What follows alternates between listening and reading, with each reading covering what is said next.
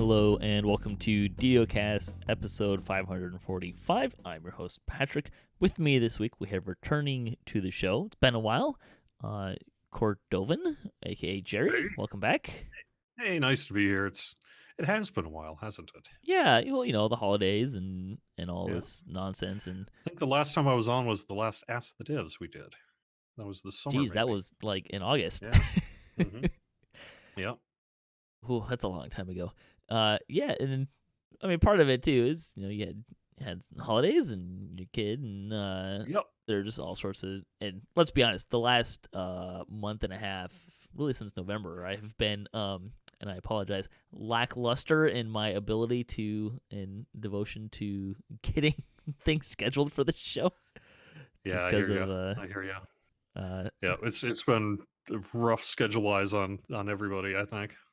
I think there's funny thing that I've noticed is there's as a person who works in theater, there is an interesting correlation between my world and the game producing world in some things.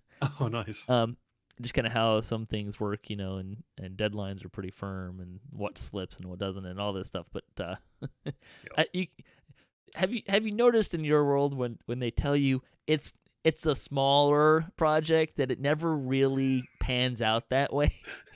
Oh man, it's for the other game, but you want to see the perfect example of that. There was check out the update 23.1.7 release notes. This was an interim patch of a patch, and it ended up basically being one of the largest release note sections of the year. Just everything got thrown in there, and it was just like, oh my gosh. Yeah, you got the release notes for the point update? And I was like, yeah. This is for Sure. Lotro, right? Maybe it'd just be a few things, right? And then I was just like, literally 10,000 words later, I'm like, why are we not just calling this update 24? But because there's no new content. That's why. Yeah, right. Exactly. Yep. Anyways, now that we've gone off of that rabbit trail, see, Jerry and I, we have this great rapport, and we can go off on rabbit trails really easily. It's probably why we were both hosts of the show. Anyways, the screenshot of the week. The High Lords of Malkir celebrated the holidays with Raid Night on Trelona, and the 398th screenshot of the week. Possibly a record-breaking one in the sense of the number of people they had actually in the shot for your screenshot of the week. Yeah, I think so. That's I don't know that we've ever had that many people on one of those moving platforms either at one time. Yeah, it's pretty impressive they got that many people in there. Your challenge for the next couple weeks for the screenshot of the week is to see if you can get more people actively engaged in the screenshot of the week and send it to Jerry. This is from Little Mama, right, by the way. And while we're here, on here, almost every time you're on, I usually ask you, hey, if someone has a screenshot they want to send in, how do they submit it? Yeah, just send it to DDO at standingstonegames.com. You just follow the links on any of the screenshot of the week. There's a little form you need to fill out basically saying, yeah, it's okay for you to use it for promotional purposes. And, here's my name and here's how you should credit me. Yeah. So it's really pretty easy, though. One of the things that I think would be most helpful is we live in a world now where a lot of images get embedded into emails. And for organizational reasons, it's a lot easier if you attach it rather than insert the image into the email. Because I need to pull them all into a main folder. And so I end up doing a lot of copying and paste in Microsoft Paint. Oh, sure. To try and then have to save all these images and all that sort of thing. So that would be nice. Not required, though. Anyways, we like to talk about Dungeons & Dragons online nearly every weekend. You can watch us through Twitch, YouTube, the DDO forums, iTunes, or from our website, DDOcast.com. DDOcast is hosted by Cyber Ears, the awesome podcast hosting network. Shows are usually available within a few days of recording. The next show will probably be on Saturday. What would that be? January, I can do math, 19th. You can also stay up to date by following us on our social media pages or our website, DDOcast.com. On the podcast this week, we will have, after this news segment, we have part 2 of our 2018 year in review with a whole bunch of people. It was a lot of fun when we recorded that last week. We'll also have a little bit of news, community news and stuff like that. But yeah, for now, I think we can jump into game news because, game news is always fun. Let me interrupt first since I don't get to be a part of the 2018 year in review. I know that there's been a lot of great content, but for me, 2018 has all been about White Plume Mountain. I love running White Plume Mountain. I Yeah, do. I love running it. it's It's a good super fun. quest. Yeah. There's not a bad iteration of the module classic modules, classic content and stuff. So, anyways, game news. We have some. Yay! It's a news show. We have news again. This is fantastic. It's like the devs were on holiday or something. Yeah, it's almost like the last day of work was about December 19th until January 2nd. Yeah. So, Anyways, the rose-colored goggles. They wanted to give a heads up about a change to an item coming soon in a patch. The rose-colored goggles, found in the anniversary event. This joke item has a minimum level of 30 and applies an effect that, quote, reduces your level cap to 10 by giving you 20 negative levels while it's equipped. It's really kind of funny. I find this joke item hilarious. I encourage the devs to put more such joke items in the game. It's hilarious. It's fairly cheap to acquire in the anniversary party, but its minimum level 30 named item status means that it grants the same amount of sentient XP as a standard level 30 item, which is far too much given the effort required to obtain it. They're not wrong. No, it was only like 5 party favors, I think, for one of those. I don't remember, but it was way low, and people were just turning in all their party favors for sentient XP, which was, I mean, good on you, but whatever. But yeah, we couldn't keep it. So, yeah, that's one of those things that if you were expecting it not to be changed, you were wrong. That was going to happen. Anyways, with a patch sometime before this year's anniversary event, they'll be reducing the sentient XP it grants to 10, matching the value of the level this item quote reduces you to. We recognize that this is a pretty large change for that item, which is why we're waiting until this year's event to move forward with it, and why we're giving advance notice now. If you have copies of this item that you're waiting to crunch for sentient XP, now would be the time. Also got some other new goodies for the anniversary coming down the line soon. Look forward to sharing them with you. If you've got some of these that you were planning on crunching into sentient XP, do it now.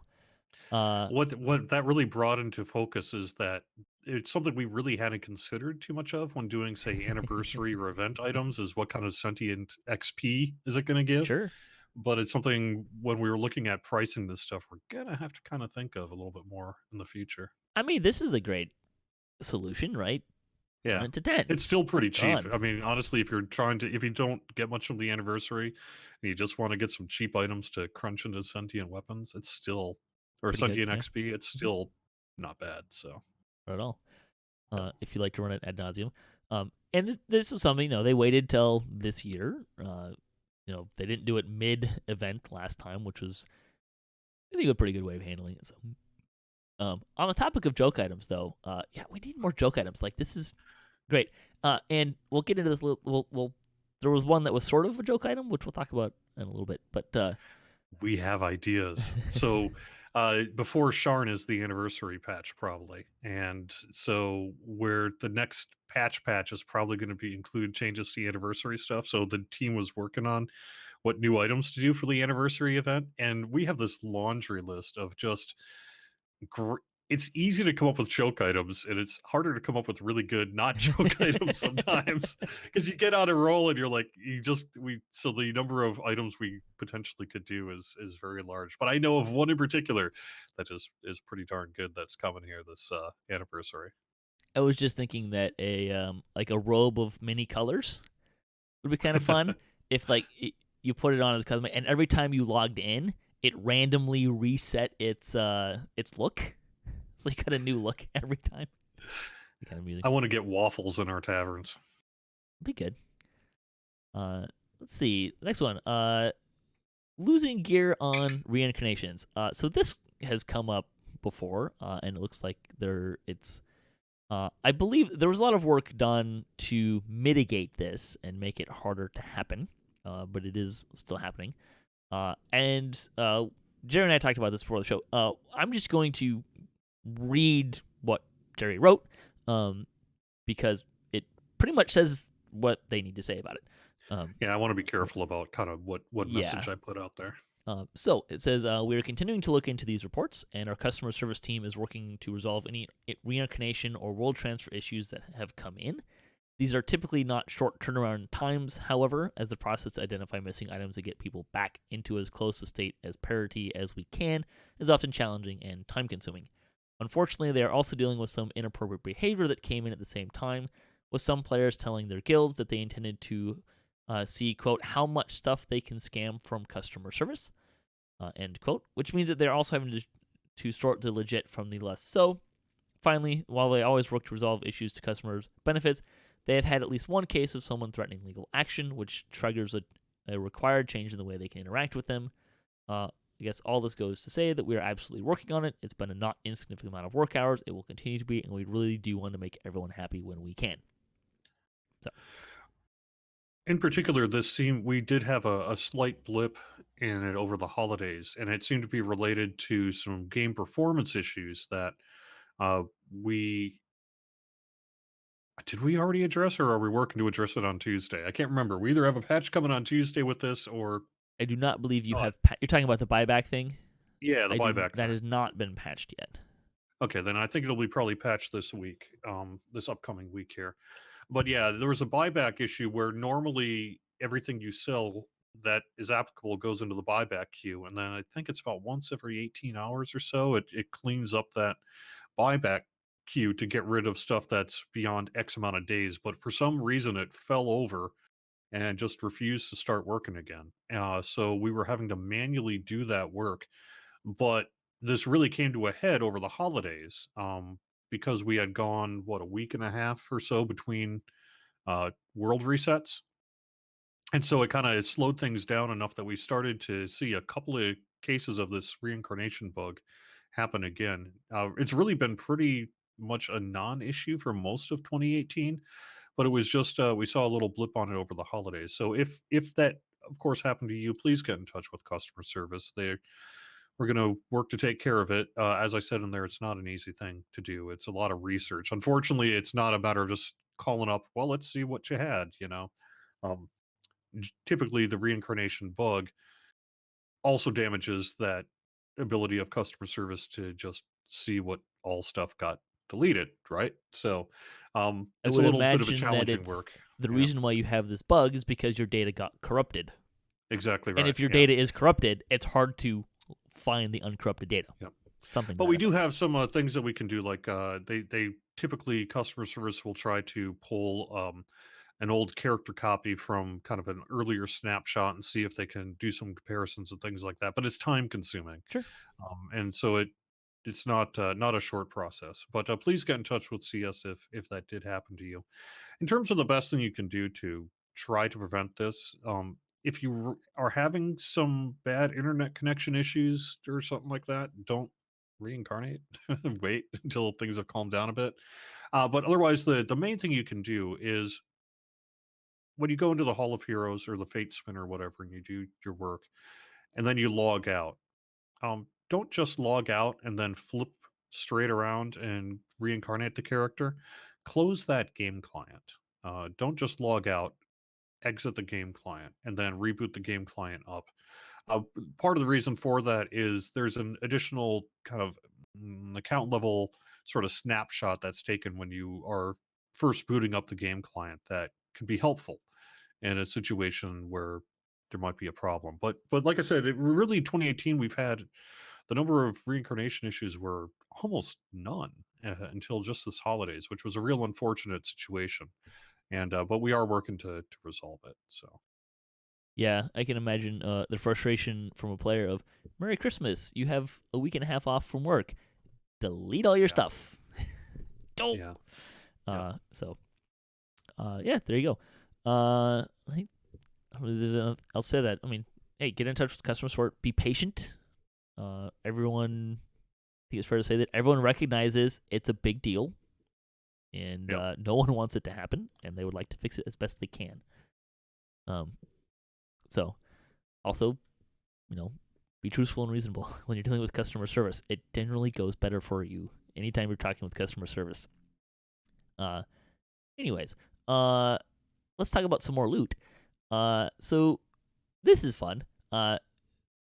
Sandstone Games is doing this thing where the community is going to develop an item. Yep. So Linabelle posted, greetings. We've been hard at work making our next expansion as fun as possible. They want your help. Each week, starting right now, vote in a poll to help us decide the details of an item in Sharn.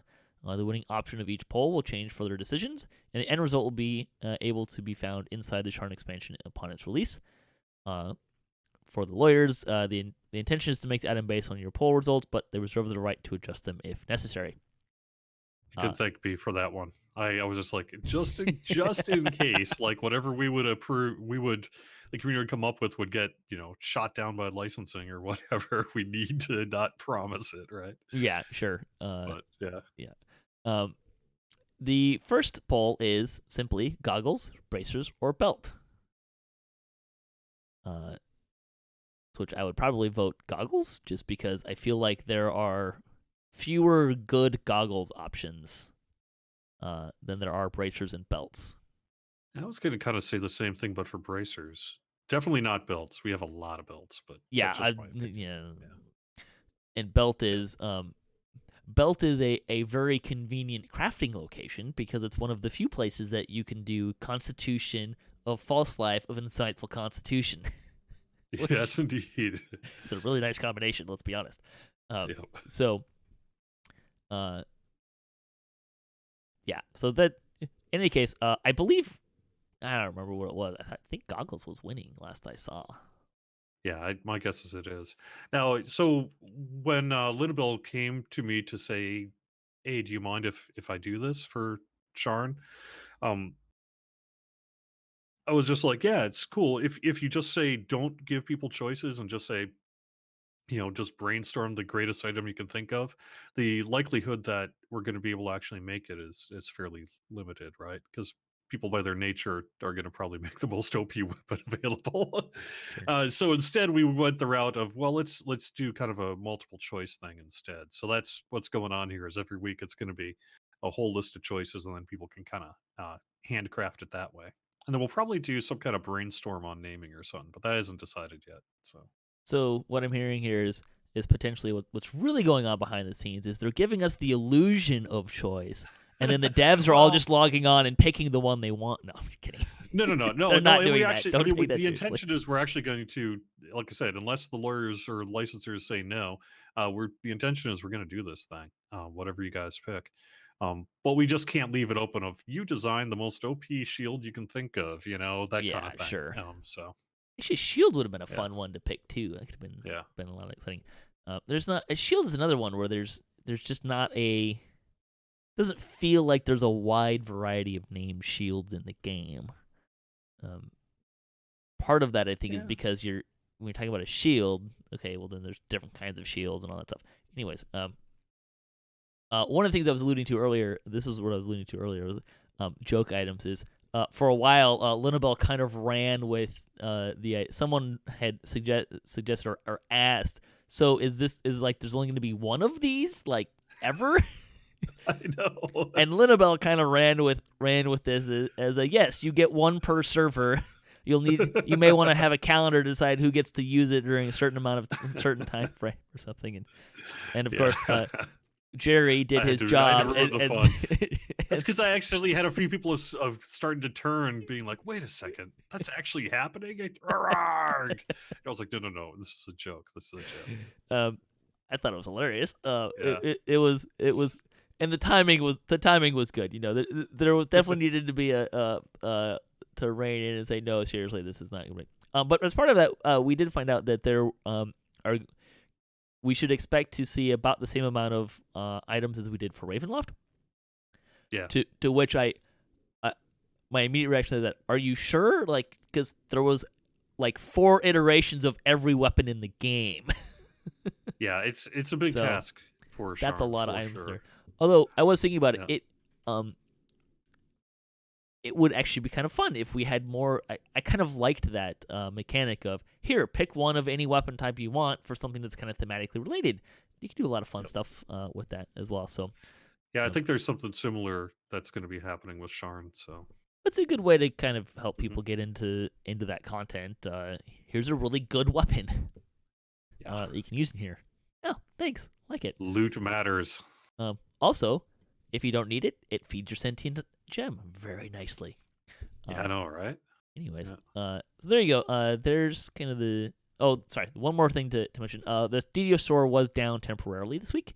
I just want to bring it up. You should have gotten everything you purchased during that time frame by now, because it was expected that anything purchased during this period would be delivered within the next 24 hours. If that hasn't happened to you, may I suggest you contact customer service? They're usually pretty good about that. Typically, when we get cases of I bought something and it didn't show up, it's because the queue for delivery is having some kind of issue. So what'll happen is whenever that issue gets fixed, everything that was in the queue just starts processing. So we don't typically lose any purchases. It just gets delayed a little bit. Sure. Bonus days, double commendations of Valor through January 13th. Store sales this week, Hack and Stash, which is 25% off of Slayer boosts, loot boosts, and treasure hunter elixirs, and select shared storage through January 17th. Also, the weekly coupon gets you a lesser treasure hunter's elixir with the coupon code TREASURE now through January 17th. No brainer. Come on, it's free. Better chance of loot. It occurs to me that I should have bought that and used it while I was running Ravenloft yesterday. Do you want a, what is it, 5%? I think I'm a lesser or something. Smart time to use it. Although, to be honest, actually that it probably may be better that I didn't use it, just because I think I got a named item pretty much from every chest. It was just Nice. well, I mean, there was like probably half of them, right? But a lot of them were weapons and stuff. But hey, feeding the sentient gem, yeah. All right. Let's talk about community news. Because we do have some fun stuff there. The 316th Chronicle was this week. And that included Community Spotlight, which was the last Chartapalooza of the year, which seems kind of weird because, like, I think more of quote the season or grouping, as it were, because they started last year and it went into, but it was yesterday. So if you great thing, and I think they were raising some money as well for, and I don't remember. Do you remember what the Extra Life? That's what Extra Life. Okay. Yep. So that's really fantastic as well. Hopefully they'll post the results of that as well. It'll be great. The comment for the week: you find yourself lost in the woods with no clear way out. What do? Well, I'm casting teleport because that's that just seems like the easy thing to do. What are you doing, Jerry? You're not lost if you decide to live there for the rest of your life. Also be an option. I hope there's food. Well, you're in the woods. There's probably some kind of food. Is your guild recruiting?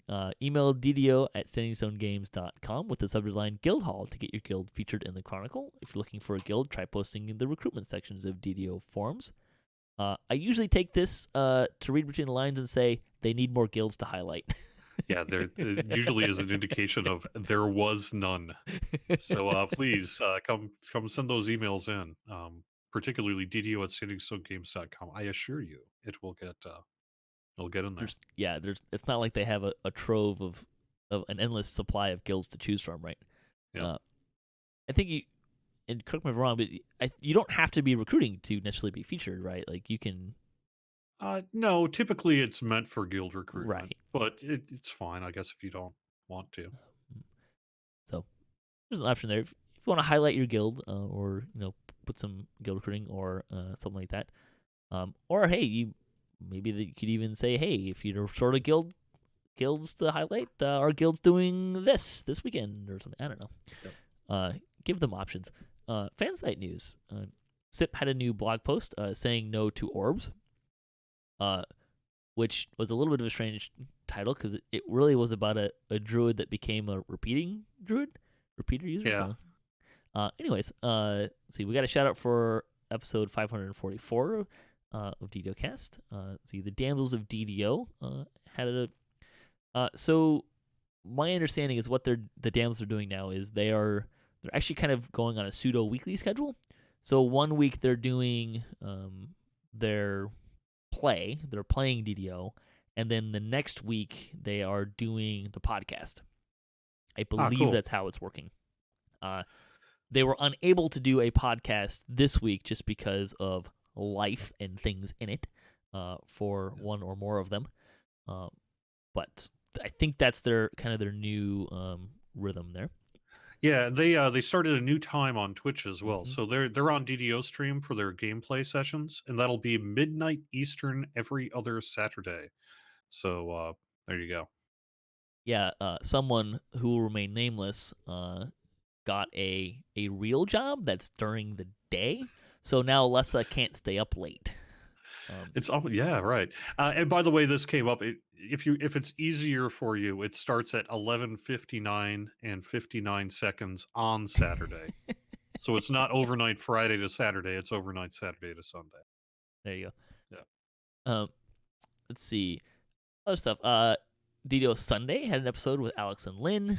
Enrique had a blog post, just a random thought about Festival in Eberron. See, D&D night on DDO stream had Monster in a Swamp Part 1. That's Bonnie Buse, brand new DMing. See, Streaming with Even had episode 83. DDO PL folks do Marketplace quests level 3 and above. Freedio, which may have one of the best titles. Yeah, it's a good one. Episode 13 with Psycho Blonde. And you can also read Electric Man by Return to House of Grouse. Let's see. And Let's Talk Shop talks about the rose-colored goggles and weekly Wednesday lunchtime live stream. Hey, why don't you take a minute to talk about weekly Wednesday lunchtime live stream? Sure. I do a different server. I do 2 weeks on a server and then move to the next server, and I go alphabetically. Otherwise, it gets kind of interspersed with some dev chats when things are on Lamania that we can take a look at. We typically take a look at that sort of thing. And if you wanted to just sort of shout out a question at me at some point, probably the place to do it. Just shout at me at Twitch chat. And that's every Wednesday at noon Eastern. And I am on Kyber next week. Woohoo! So probably be playing my level capped person. Are you just still doing real Fridays? Quick, I'm doing Fridays on Lord of the Rings side. Okay. Because I'm doing a show there too, so I had to kind of split it up. Sure. But yeah, instead of Friday afternoon, it's now which, by the way, great name. I'm so proud of my name. Court of the Rings. Isn't that good? Yeah. No. So I thought it was good. But I always have this thing about naming. I always have this thing about naming where I try to name it what it actually is, right? So weekly, Wednesday, lunchtime, live stream, Friday afternoon, that kind of thing. So that's pretty funny. Otherwise, let me just kind of talk DDO shop though a little bit. We just got back from the holiday break on, I guess, about a week and a half ago now. Yeah, because we all returned to the office on January 2nd from the holiday break and went straight back into work on Sharn. Sharn is on its way. We kind of are thinking about the when on Lamania and previews for that, but it's too soon to announce anything. We are also working on a producer's letter. The first draft of that producer's letter started to get circulated on Friday. Typically, writing it's the shortest part because it does have to go through licensing and all that sort of thing. But so I would expect it to be out within the next couple weeks. And that's going to be ideally, at least at this point, it's looking like a roadmap for most of 2019. So that should be a pretty good one there as well.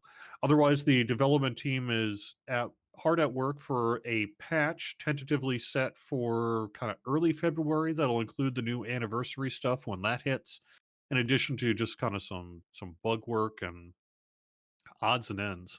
It's not going to be a huge patch, but I think there will be some things in there that are going to be interesting, and that should be in early February as well. So those are really kind of the main three things that are being worked on: is producer's letter, Sharn, and our anniversary.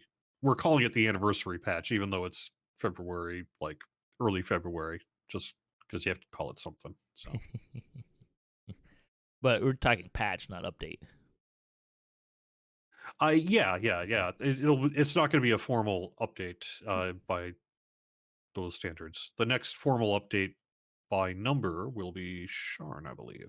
So, and fingers crossed that will have falconry for favor in there Yes, as as a well. matter of fact, it will. It absolutely will. The actually even more than that should be in for the anniversary patch, as which like I said, we're calling it the early February patch. Mm-hmm. Should be in by then. It's done. It just needs to get signed off by QA at this point. So All right. Other stuff. Tito Players News had episode 206. Mickey also had another Raid Night blog post as well. Let's see. D&D Night on DDO stream.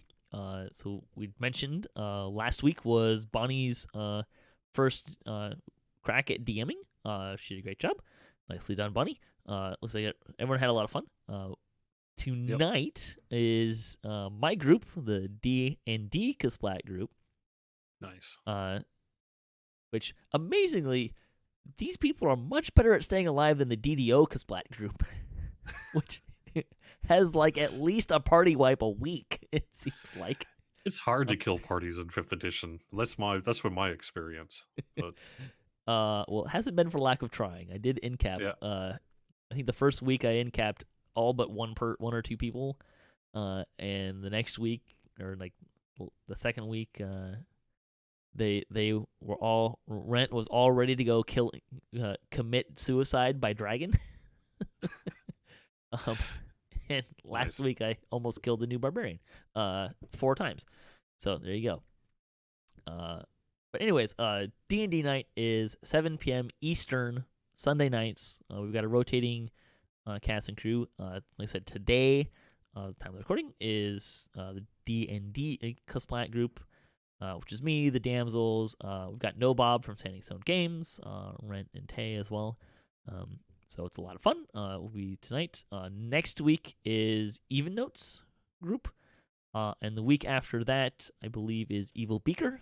And he might wrap up his campaign for a little while here. We're kind of trying to make sure we rotate people in and out, which is why Bonnie Bew has taken over what previously had been my slot. And I'm currently off the schedule, although I'm hoping to get back on the schedule here in the relatively near future, so that I can do some DMing before I have my son for the summer, at which point someone else will take over as well. So Although I think I'm being a hog, and I'm just going to hold on to that second weekend no, that's of the fine. month. That's fine. Having long-term there's room for all this stuff. Yeah, well, right? and that's what we talked about when we were kind of developing this is what's it going to look like. Hey, we need to have one every month. It'd be good to have some rotating, but it also might be really good to have a long-term stuff. Yep. So the idea initially was that I was going to do a long-term one, and because I can't help but plan things out in terms of years, apparently. Nice. And Evil Beaker was going to be the other one, and he made it 4 months. Except he's doing another one on top of it as well. So he's a busy guy. He's doing what, like 3, I think, right now, 2 or 3. I think 2 for D&D night officially, and like some other stuff on the side as well. But in any case, it's been a lot of fun, really great. I actually learned some new things about Fantasy Ground this week that I'll probably put to use in here as well, which will be a lot of fun. So anyway, it's a lot of fun. Join us 7 p.m. Eastern on Sundays. We get nothing from this, but let me just kind of say to the DDO audience that might be into Fantasy Grounds right now, the Wayfinder's Guide to Eberron went on sale last week. Late last week, so it's still on sale. It may not be on sale for much longer. Yeah, so you should buy it. If you think you might want to do Eberron stuff in 5th edition on Fantasy Grounds, you might want to pick that up because it's on sale right now. We get nothing from it. I'm just saying. Yeah, but they have. Well, the Fantasy Grounds did sponsor us a little bit. They gave us a couple of codes and some content stuff to use for the show, and it's been really helpful. But you buying the Wayfinder's Guide to Eberron does nothing for Standing Stone Games in particular. But we are loving the program. I know I at least am loving the program. If you watch my sessions, usually at least 3 times a session, it's like, wow, this is really cool that Fantasy Grounds says this. Hey, while we're thinking about it, thanks Fantasy Grounds for sponsoring. So I had a lot of fun doing the holiday special with Flimsy Firewood and his wife. So if you like that kind of thing, you might want to check that out too. That was pretty cool. So, and these are available on twitch.tv/DDO stream. And then they're also on the YouTube page for DDO Unlimited as well. DDOCast news. DDOCast will be back I'm not sure where we're going, but we'll be back Tuesdays, 5:30 p.m. Pacific time. And there you go. That's everything. Anything you want to say as we close out? You kind of did a rundown just a minute ago. Yeah. No, I think I pretty much. There's a few things that we're just on the cusp of announcing. I'm tempted to break that news today, but then I would not have it for the producer's letter, and they might get mad at me. So I better not do that. So you should really do is every week in the staff meeting is like, hey, what's one nugget that I can just like accidentally drop for the week? Yeah. I don't know. I'm better off asking for forgiveness rather than permission. Sometimes. Well, we didn't announce that yet? Oh, man. Feel free to ask for forgiveness after being on DDOCast anytime you want. In any case, thanks to Cordovan for joining me. It's always a pleasure to have you on and chat with you and get a little bit more of an inside scoop of kind of what's going on at San Diego Games and see how that's going. Thanks for everyone listening to the show. Thanks to all the people working hard at San Diego Games. They may not always get the best of loves from the community, who can be very passionate at times. But thank you for the hard work that they're all doing. And thanks to all the other folks helping with DDOcast and Standing Some Games and Wizards of the Coast and the Cyberbeers for hosting the podcast. If you'd like to support the show, you can visit our website, DDOcast.com, or you can we've got Patreon that you can get through our website as well.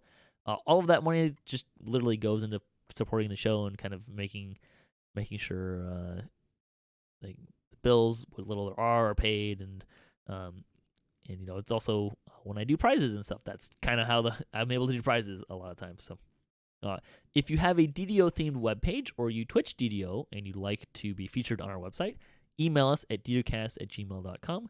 You can hit us up at ddocast.com for our show notes, MP3s, our calendar, previous shows, and other fun stuff. If you'd like to be part of the show or have a comment on this episode, a question you'd like to hear us answer, or a topic you'd like to hear us discuss, or you just want to say hi, you can leave a comment anywhere where the show is, or you can email us at ddocast@gmail.com.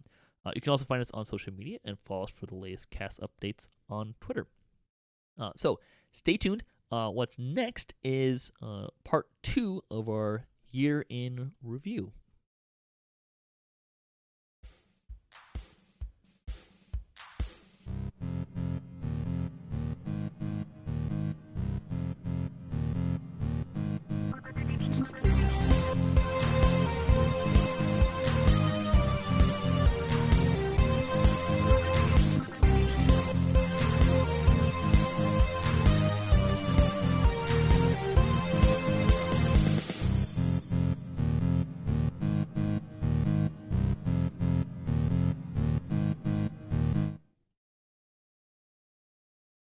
All right, we are back talking about year 2018 in review.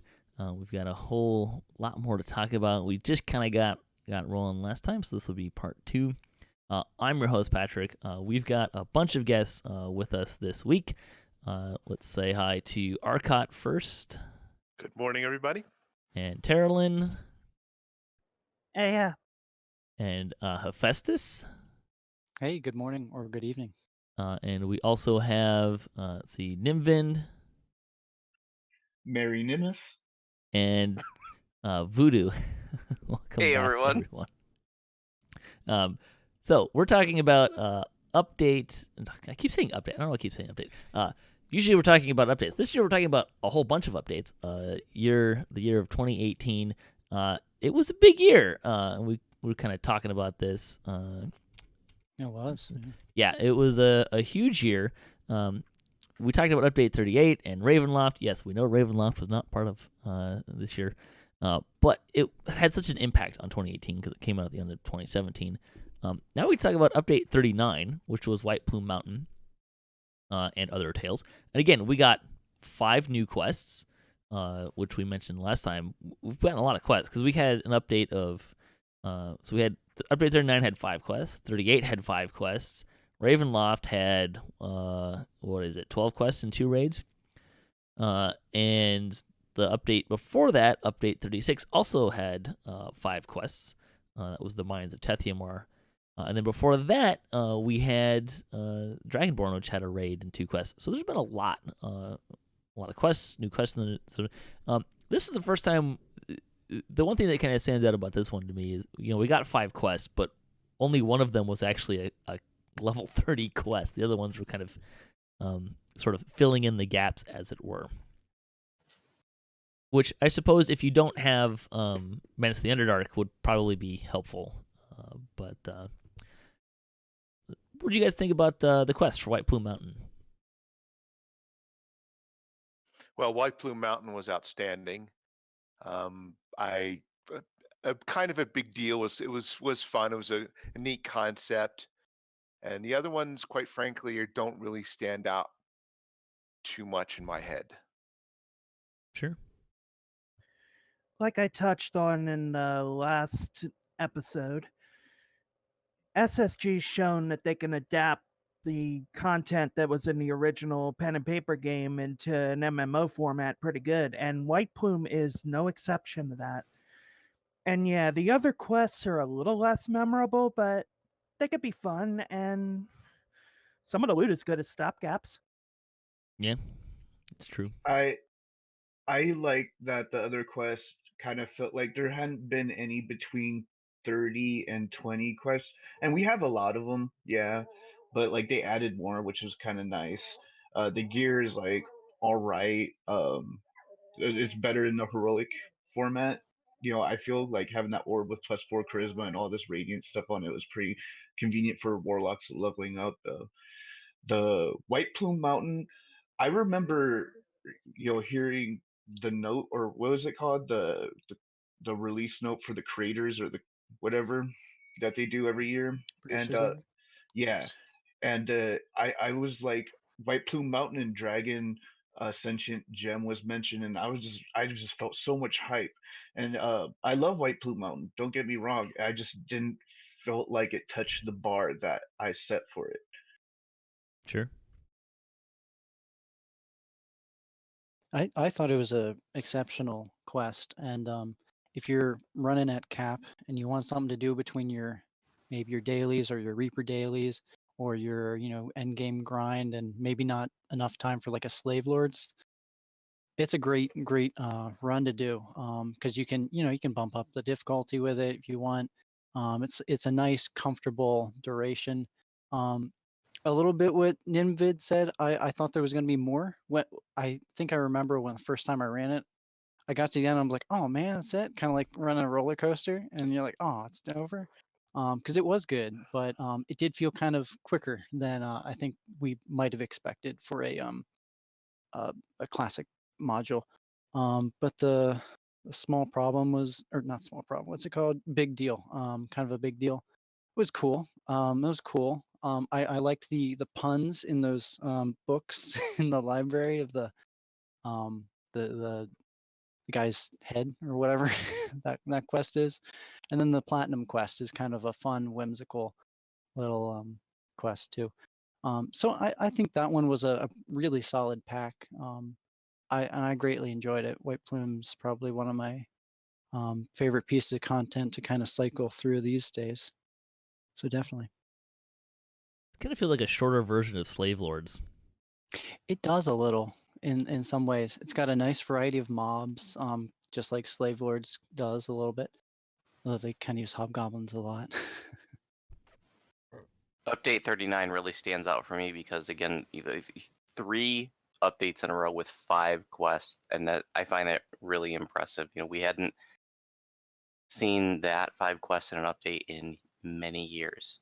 So awesome there. White Plume Mountain, I agree with Hephaestas that, when I got to the end, I was like, oh, that's it, But I have to admit, I never played the pen and paper module, so Sure. if that's what it was, then that's what it was. Then I have to give it props for that. And I was a little bit critical when it came out, but I have to say that it has grown on me a bit. It is a nice XP quest. I guess kind of like Nimvind, I had really high hopes. When they say classic module, I'm like, and so. But it's definitely a decent quest. I like the variety in the remaining quests. I do think kind of a big deal, having the, where you end up becoming giant versions of yourself is kind of a neat twist in a quest. Yeah, and I do like the variety. There's some neat things happening in the other quests. and the loot is interesting. I think this was a really nice update. Yeah, I think the word that someone, I don't remember who used it, but the whimsical. I think that really describes the side quests out of this pack really well, because they're all great standalones. They have a lot of kind of fun little bits to them. They're just the way that they're structured and what's going on in them. That they're kind of fun and yeah, whimsical is a really good word, I think, to describe them. I think as far as a group of standalone quests, they're a lot of fun, a lot of interesting things going on, well designed, and a good mix of things. Variety from leveling up from 20 to 30 isn't bad by any means. It's nice to have more Absolutely. going on in the 12 too. Yeah, sure. Yeah, it is. The low epic aspect is definitely spot on for me. You can't run Motu and Navon's every life without it getting boring. It's true. These quests just don't feel like they get that boring just because of that whimsical. Although I'm sure if you were running them ad nauseum, it might get to that point. But I like that. Sorry. No, go ahead. I like that White Plume Mountain's weapons are tied into future updates too. Like they're like, oh, well, you can do like, well, we're gonna be talking about killing time eventually. Like I just love that they didn't just be like, okay, here's this gear, let's move on to new gear. They're like, oh, well, this is gonna be upgradable or transformed. You know, like the staff and all that. Yeah, I know Arkat was a little, not to put you on the spot too much here, but you were a little bit critical of Black Razor. Yeah, Yeah, the Black Razor really wasn't Black Razor as far as I was concerned. I am pleased that that what they did with Black Razor, if you had got 5 schisms and from killing time, and the upgrading of Black Razor and the upgrading of Whelm and the upgrading of Wave for that matter. I think that those are all definitely positive steps in the right direction. I think of the 3 weapons, I think Whelm has turned out to be my favorite. Although I would have loved to have had Black Razor, been my favorite. But they did a much better job, I think, with Whelm. So I really like that one. I really like the Black Razor sentient voice. Yes, that's really solid. It's a cool. I've heard It's it. a very Yeah. cool. Yeah, it's very cool. Sinister Dark. voice. Yeah. Yes. I like Wave because it sings to me all the time. I'm not sure about Whelm. The terrible Scottish accent is. Don't you know? Yeah. Dwarves are Scottish. Yeah. We found that out with Tethermar. Yeah, right. So some other stuff that came in Update 39. So this is where we had the Favored Soul, Beacon of Hope, and the War Priest, War Soul trees. I think Taralyn wants to speak to this. I see some. It was sorely needed. Favored Souls were so far below the bar for years, ever since some of the initial caster passes that introduced SLAs. They really had no good cheap options if they wanted to be nukers. I feel like the War Priest, War Soul trees are kind of the retouch of those. It was kind of eh. I think it made them Those better. are a little but, underwhelming. Yeah, don't really see a lot of no. You see a lot of Beacon of Hope favorite souls running around now. You don't really see a lot of melee favorite souls running around, not any more than you used to. Right. Yeah, melee divines in general just need another little revamp because it doesn't seem like enough was done. But the caster with a splash of Beacon of Hope, oh my god, that is so divine. Literally. Nice. Yeah. Barbarians also got a little bit of work here. This is where they pulled the crit bonuses outside of Rage, was the big thing. And this is also where we got the % damage reduction, which I would say both of those, for the little I've played my Barbarian since then, have definitely helped in that regards. Makes them more survivable, makes them not having to rage all the time, or losing all that power from not raging is kind of nice. We also, just a real quick note, is this is where we saw the Power Surge nerf, as it were. basically what that was is they took it out of being an action boost, which reduced the number of times you can get it.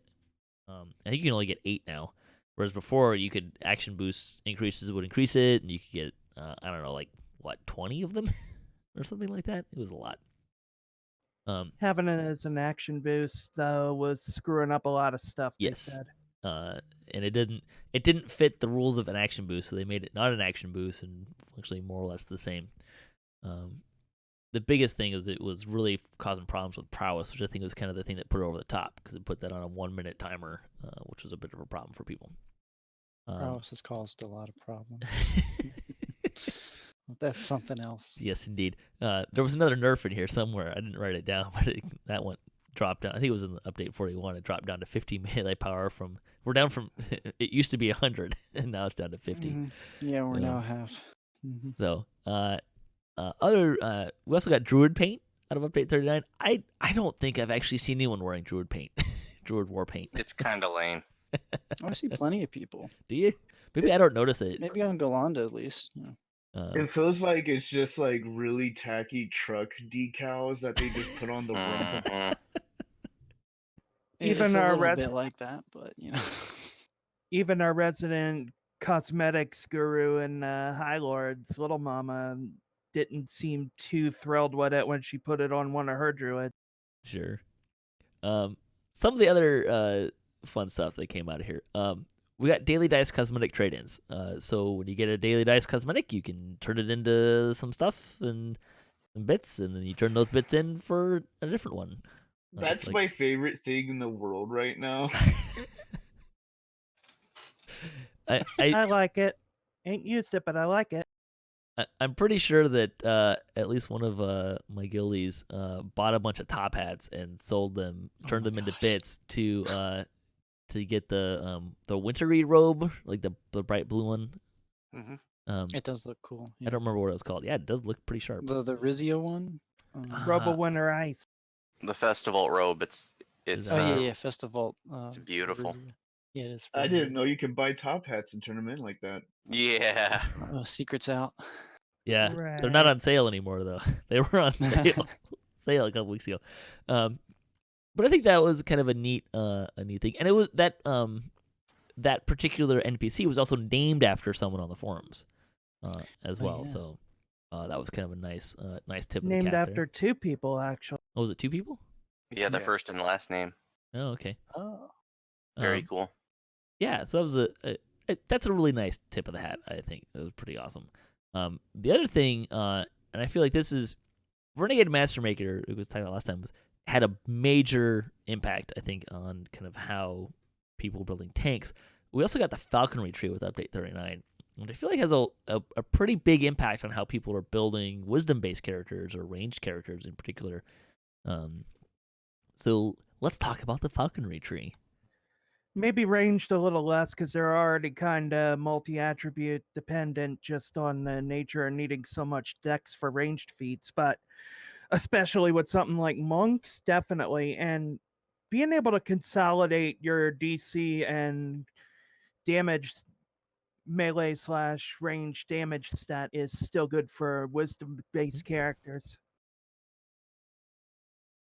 Yeah, it allowed me to get back to my wisdom based monk again, and I'm very very. I mean, I must say, I played wisdom based for a very long time, and then I just this is just sucks, and I went to a more of a dex based monk, and I left Grandmaster of Flowers, Epic Destiny, and went to Legendary Dreadnought like everybody else in the world had done, and probably about maybe 3 or 4 weeks ago, I finally bit the bullet and redid Arkat and as wisdom based, and I went back to Grandmaster of Flowers, and my all my DCs for everything is just so much better.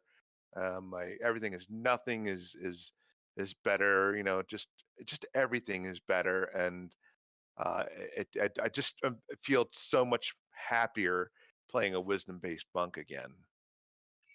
During this update, or during the whole favored soul and falconry thing came around, I was doing elf lives, so I was doing a lot of range base, and I found the favored soul arcane archer route was really fun, and then Falconry came out, and that was super fun. Like I did a Monkshire build.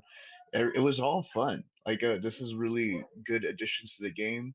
I kind of hope that they continue adding stuff like this so you can play with stats. Yeah, it's really good for the game. I will agree. I was a little on the fence about that. That basically wisdom, know the angles, but I think we're past the point of no return. So I think it's good to have more options in the game at this point. Happy for that. To I be like honest, that. I've never taken it. I like that. Oh, I took it. It's really awesome. I like that the Falcon retreat has a 5% hit point boost that anyone Mhm. can access if they Yeah. have action. Yeah, if you have the action points. Yeah.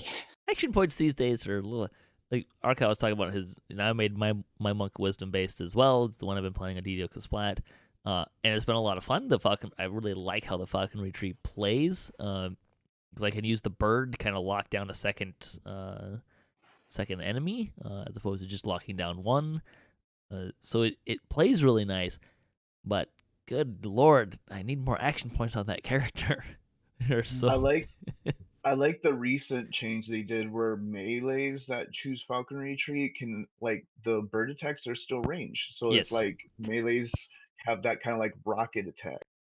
Yeah, it's great. I love using the bird to like trip an archer that's shooting me or something like that. It works really well in that regards. I personally like having the feel of the shortage of action points. It adds a lot of build diversity. You have to pick and choose. You don't just have one path to rule them. It's true. Build diversity is good for the game. I still want. It doesn't change the fact that I can't buy all the things I want to buy. Right? Always like 5 short or less. I know, right? But yeah, I'm really enjoying my monk, and he's a really nice build. I really do like the falconry bit as well. Although I still can't decide if I like tier 5 in Qingdao or falconry better. Anyways, let's see. We'll jump into update 40, and we'll talk about that one, and then that'll kind of be our break for part 2. So update 40 was Cloaked in Darkness. This is where we got kind of the two big things were cloaks and killing time. So let's talk about killing time first. Newest raid. I would kind of posit that this may be, other than RSO, is probably one of the most challenging raids we have, just because of how much damage comes at you in so many different directions. I think it's really well designed to be tough. I would call it RSO done right. That's possibly fair. The only thing that was ever challenging about RSO was the lightning strikes. The number of how many you get them and how frequently you get them. Constant droning. Yeah, but killing it's not time. Challenge, it's cheese. Sure. The challenge with killing time is you're on a platform and you've got these orbs running around doing damage. You've got a dragon doing damage. We're kind of, my guild's been trying to up our skull difficulty. And one of the things that it's kind of becoming really readily apparent is the way the trash spawns all around the platform makes it really challenging to control them, because you can't, area effect crowd control is really hard. It doesn't really work very well because they've got archers in 5 different points in the platform, so that you can't really group them all up. So it's a really challenging raid. I haven't actually looked if anyone's gotten what the highest skull difficulty people have completed on, but I'm gonna be surprised if anyone gets very high very quickly with this one. But I think Omnipresence is up to 5 skulls. that's amazing. I think so too. Yeah. At least they've been working on it, if not. It's still pretty amazing. Oh yeah. Although I would say that, and I know Arkat and I have had this conversation before, but I think killing time really kind of highlights this kind of underlying mechanical problem with MRR. Yes. Because someone in no armor or light armor, there's a cap on the MMR you can get, and there's a whole bunch of effects in this raid and RSO, a couple other places as well. But this raid really kind of highlights this idea that there's there's this damage that MRR mitigates, but you can't use evasion to avoid it. Mhm.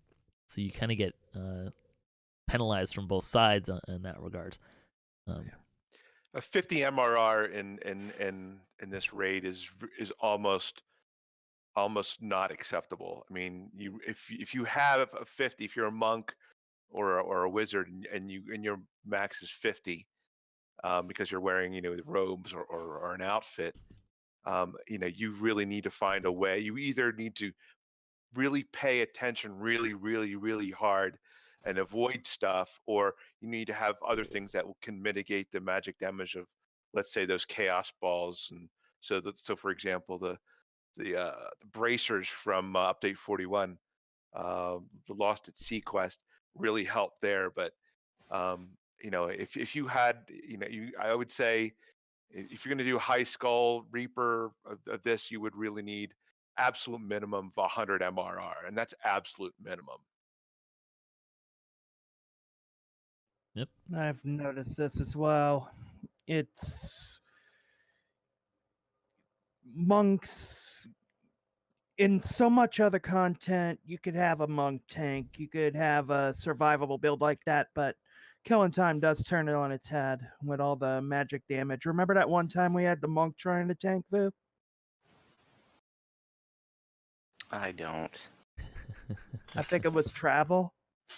Yeah, it was Oh Travel Velocity. yeah, that didn't work out too well. Monks will never get sympathy from me, so. Ooh, ouch.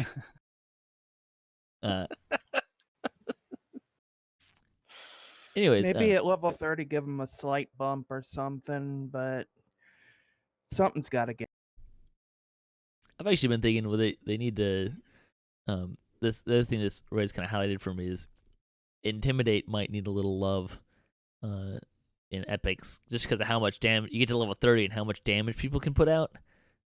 Intimidate does not seem to hold as well, and Oh no, you gotta be spamming that every 6 seconds or it's whatever. still not enough in my no, guild. no. But anyways, so that's killing time. Let's talk about cloaks. What do you guys think about the cloaks? Mine's better. Fabulous. Good way of putting it. I love like the 'em. cloaks. I've been years ago, when DDO was having a hard time, I decided to download Latro, and I saw that they have cloaks and all this customization, and I'm like, why isn't DDO like? Why can't I just have swag and bling and like floss on people? Now I can. I can have all these fabulous cloaks, and I'm like, huh, I don't dine in that pub. I go to like the fancy place because look at my cloak.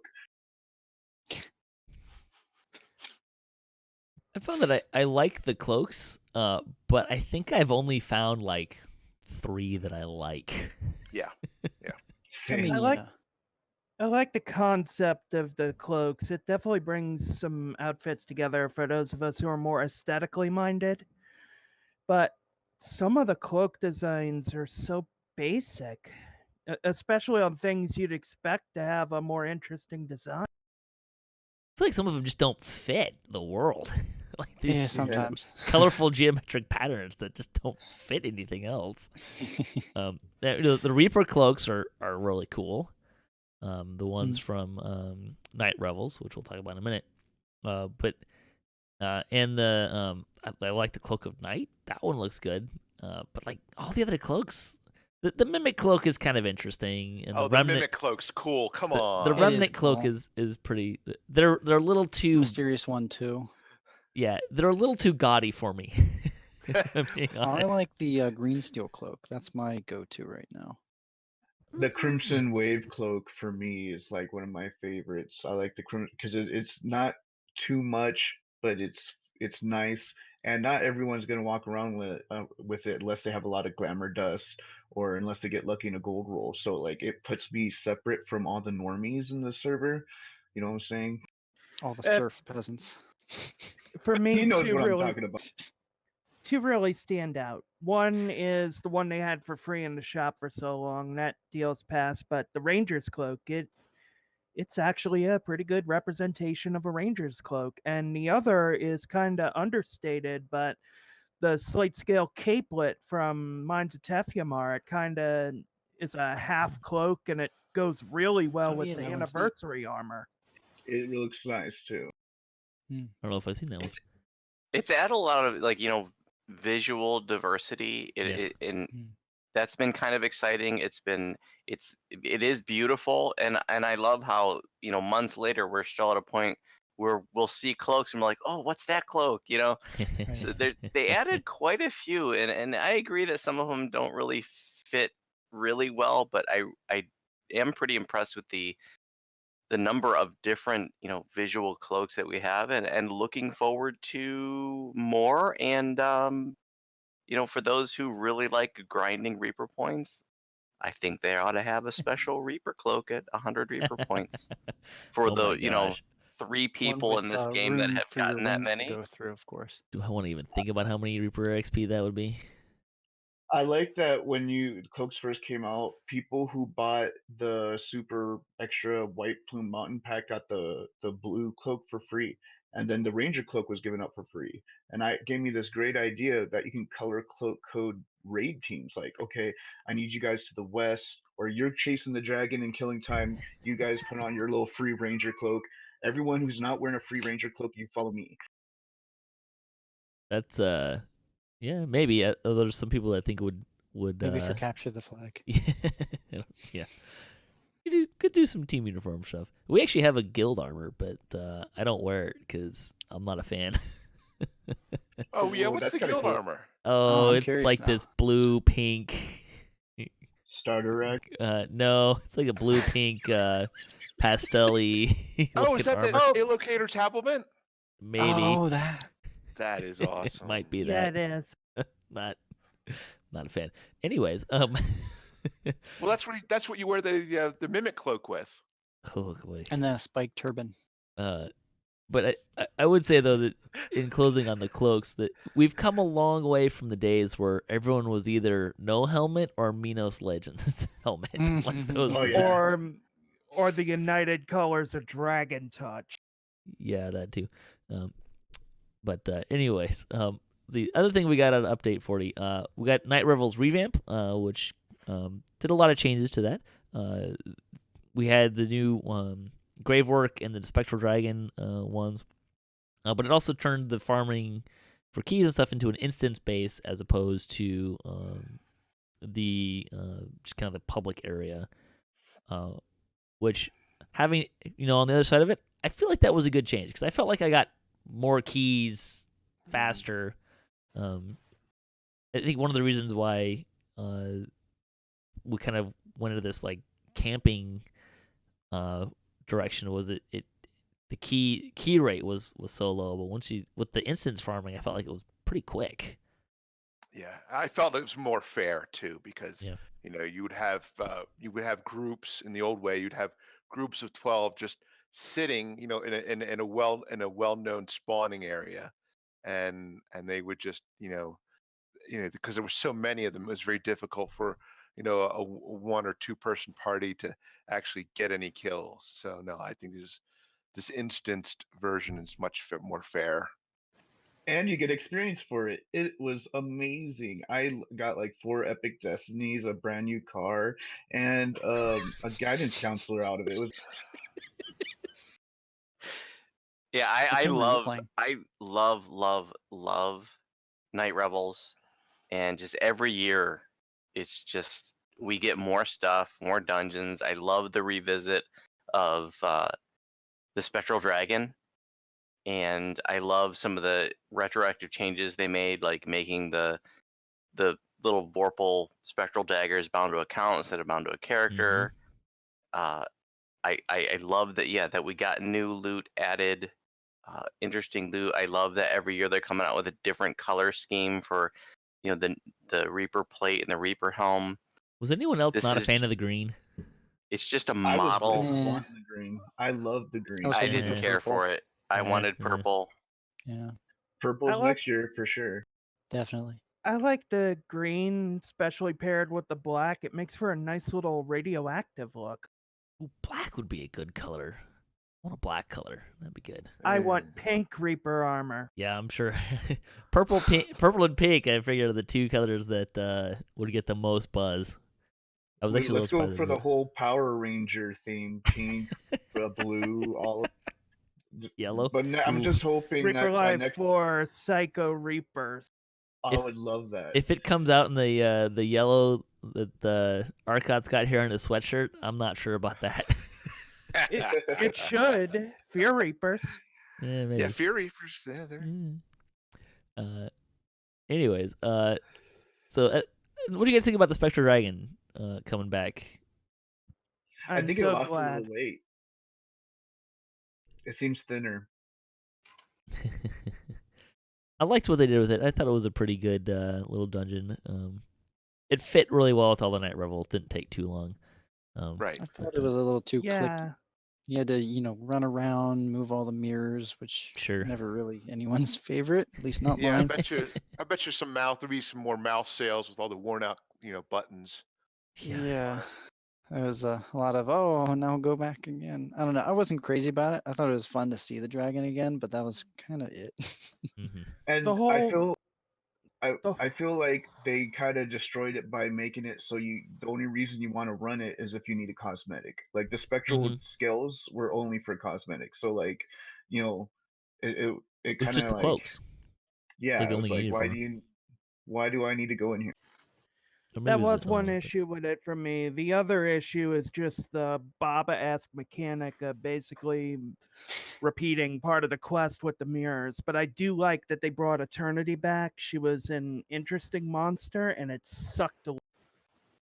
The fight, I thought they did a pretty good job with the fight too, and giving it a little mechanic that kind of made it broke it up a little bit. But and then Every time I just heard run, she's casting something nasty in my head instead. Yes. I kind Right of hope behind the column. I kind of Yeah. hope for the anniversary event, how they have all the dragons on one table, that there's like a spectral dragon lady there, and she have Eternity invited to the party finally. it could be interesting. Right in Party Crasher version, whatever yeah. the heck that's called. The big Yeah. irony of this one, and I love that Eternity's back. The big irony is that they got rid of the old Maybar raid because it was a lag fest, and then in basically like its replacement years later that we've all been waiting for, they use one of the most lag-inducing mobs in the game, which is the Living Nightmares. So Yeah. I could have done without the Living Nightmares in there. It was an homage. Yeah. At least when you have to run back through, the only thing you have to deal with is those things. There's not a bunch of respawns or anything like that. But the last thing I want to mention about Update 40 was the Assassinate buff. This is the thing that lets you assassinate everything in all its forms of Assassinate. So I thought it was worth mention. It certainly makes Baba a little easier. You can assassinate the idols or whatever those things are. Assassinate golems. You can Yeah. assassinate a lot of things. It's a little weird, but The one brick at the Can you bottom. assassinate the lag? Crumples. no, They haven't add that. been able to do that yet. But there you go. I don't Patrick, you- play Assassins, but it's gotten a bit of a mixed reception in Guild that I've noticed. Some people really love the fact that you can kill everything. Others are like, but lore. Yeah. Yeah. Yeah, lore went out the window in that one, didn't it? Yeah. it did. Yeah. I don't- love how they pick and choose what lore, like, we can't release this until we get this because it's lore, and we can't give you fur paint dye because of lore, but you can assassinate constructs now. And oozes and shadows. Now, help me out though. It's been a while. In pen and paper, aren't there special like prestige lines where assassins can, or at least you can like crit some mobs that you can't traditionally crit, like In 5th edition, you can constructs. sneak attack anything. okay, maybe that's what I'm So- thinking of. And in Pathfinder, you can crit just about anything as well. So So my question is, if an assassin thief can assassinate oozes and constructs, can they assassinate why kids love cinnamon toast crunch? On that note, we'll wrap up Wood this Elf. week's. Wood Elf. Oh, Wood Elf. Thank you. We didn't talk about Wood Elf. So Wood Elf also came out with Update 40. So this is the Elf variant, which I think has been pretty popular. I haven't played with it too much, other than #hairflip. Right? But, The two hairstyles is just the same one reversed. Uh, I like side. it. yeah, it I was like the whole buzz side long hair thing. I mean, I wear it in real life. no, it was a good race. I think having an alternative option to a -2 con race is good. So the first elf that doesn't look like an elf, in my opinion. Fair. The ears on the wood elf were a little bit, I would say, a little extreme. The only thing that really annoys me about them, if you play one, when it comes to elves and drow, when you /sleep, they just kneel, because elves don't sleep. Wood elves sleep. That's completely wrong, in my opinion. Well, I like that they make them look like teenage heartthrobs. Like if you ever look at their face, they're like totally Chads now. They're like Sure. Oh, emo chat. emo Chads, scene Chads. All right. Before this devolves any more into a longer segment here, we're gonna wrap up our one for this week. So thanks for listening. You can join us next time. We'll be continuing this discussion. Thank you to my guests today, and don't forget to check out High Lords of Malkir, that are teaching raids, which by the time this comes out, I don't actually know what one you're gonna be doing next. If you're listening to this live, they're doing Legendary Shroud tonight, but this is gonna come out well after that. But you guys have a forum post, right, that you can, or we'll be posting on the forums? I'll be posting in the Sarlona forum the raid that we're doing every week for our teaching raid. There you go. If you'd like to support the show, you can visit our website, DDOCast.com, or you can support us on Patreon. You can also find show notes, past shows, and more on our website. You can also find us on social media and follow us for the latest cast updates. I am at DDOCast on Twitter. If you'd like to join the discussion, leave a comment or email us, DDOCast@gmail.com. Love when people write in. So until next time, may all your attack rolls be crits, all your chest level appropriate, have fun, and don't forget to gather for us.